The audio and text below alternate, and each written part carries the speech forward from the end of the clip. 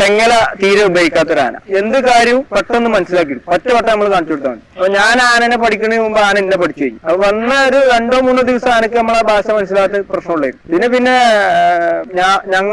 ഞാനൊരു കാട്ടുന്ന ഒരു ആംഗ്യം മതി, ചട്ടൊന്നും വേണ്ട, കയ്യോ കാലോ കാട്ടിയാൽ മതി. അപ്പൊ നിങ്ങൾ ഈ പറഞ്ഞ മാതിരി തന്നെ ഞാൻ ഒരു പ്രാവശ്യം തൃശ്ശൂർ പോയപ്പോ അവിടുന്ന് കുറച്ച് ടീംസിനോട് ചോദിച്ചു എങ്ങനെയാണ് അവർക്ക് ഇന്റെ ഭാഷ മനസ്സിലാവില്ല, മലപ്പുറം ഭാഷയായിട്ട്. ആന അതുപോലെ ചെയ്യണം. അപ്പൊ എന്നോട് ചോദിച്ചു എങ്ങനെയാണ് നിങ്ങൾ ആനക്ക് ഈ ഭാഷ മനസ്സിലാവേണ്ടത്.